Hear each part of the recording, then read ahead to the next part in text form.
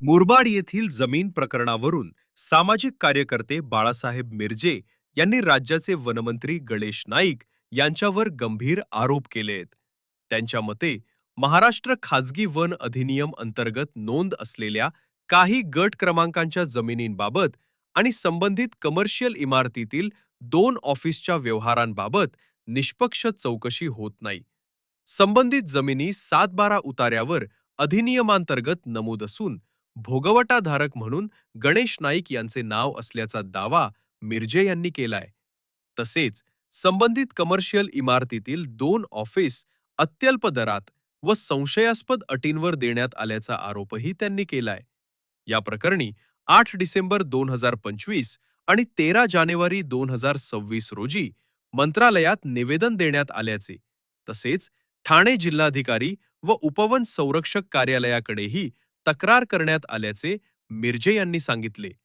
मात्र अद्याप ठोस कारवाई न झाल्याचा आरोप त्यांनी केलाय. मुद्दा है मुरबाड का जो ज़मीन है वो ज़मीन है आदरणीय गणेश नाइक साहब, वो खुद भोगवटा धारक है और वो ज़मीन के ऊपर वन लगा है, महाराष्ट्र खाजगी वन है और वही ज़मीन वन मंत्री यूज़ कर रहा है.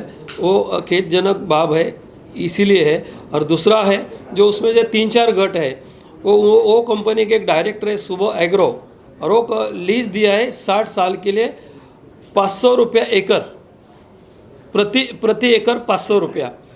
तो ये बहुत कम दाम का लिया है, इसका जांच होना चाहिए, ये दिया है. दूसरा जो है जो MIDC में जो उन्होंने 2 ऑफिस लिया है कामधेनु में, उसमें खाली RTGS लिखा है, मगर कौन सा बैंक से पैसा दिया है, कौन सा ब्रांच में गया है वो नहीं. तो हमें डाउट है कि वो पैसा उन्होंने दिया ही नहीं होगा, खाली लिखा होगा RTGS.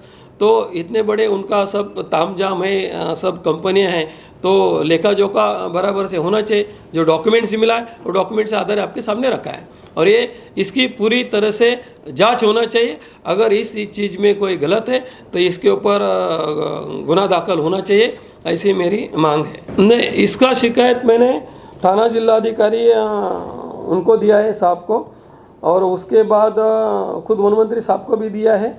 तो थाना जिलाधिकारी उनके पास से वो लेटर एक निकला है कि इसकी जांच होना चाहिए, उपवन रक्षक उनको, तो उनको भी मैंने लेटर दिया है कि जल्दी से जल्दी इनका थोड़ा कार्रवाई शुरू करो. तो उन्होंने नहीं कर रहे, इसीलिए हम भी प्रेस ले रहा है. नहीं, इसका ये जो आज की प्रेस है इसके मामले में कोर्ट में नहीं है. 13 जनवरी 2026 को जो प्रेस लिया था उसके बारे में जो व्हाइट हाउस, क्रिस्टल हाउस और बाजू का ओपन प्लॉट 14, 15 और 16 जो खैरने MIDC में है, उसके बारे में मैं कोर्ट, वो लोग बोले थे नोटिस भेजने का, अभी तक मुझे कोई नोटिस आया नहीं. मैं वेट किया, मैं कोर्ट में मूव होगा, इसके खिलाफ कोर्ट में है, अभी उनको हम कोर्ट से नोटिस भेजेंगे. ये तो अभी गया है. अभी मेरे पास इतने बड़े सारे दफ्तर है, इनके जायरात घोटाला है 1 करोड़ का जायरात घोटाला गणेश नाइक साहब और संदीप नाइक साहब का.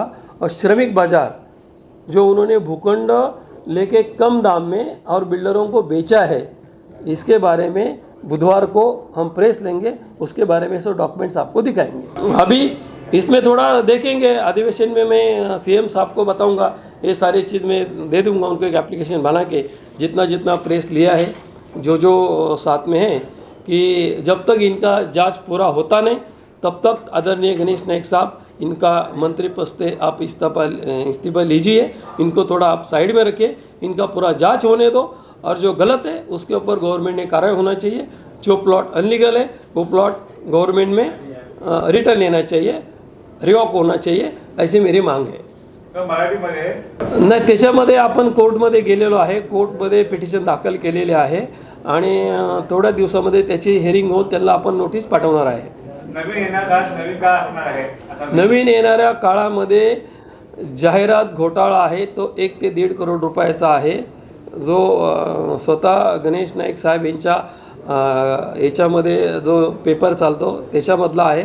दुसरा आहे जो श्रमिक बाजारासाठी जे भूखंड अनेक प्रकारे घेतले होते, त्या भूखंड घेऊन त्यांनी बिल्डरांना विकले त्या संदर्भात हे सगळे डॉक्युमेंट्स आहे, पण पुढच्या प्रेसला ते प्रेस नोट सहित ते डॉक्युमेंट्स आपल्यासमोर सादर करेल. आता ते फेरफारमध्ये तर फक्त ते वाचतात माझी दिशाभूल होते. कारण काय होतं फेरफारमध्ये ना जवळजवळ 800 पानं एका फेरफारला आहे, एका गटाला. याच्याकडून त्याच्याकडून क्लिअर काहीच दिसत नाही. यांचं नाव कधी पहिलं असतं, कधी लास्टला येतं, कधी खाली येतं, कधी वर जातं. मी चौकशीची मागणी कलेक्टर साहेबाला केली. स्वतः वनमंत्री आहेत त्यांच्याकडे पण मंत्र्याला 2 वेळा पत्र दिलेलं आहेत.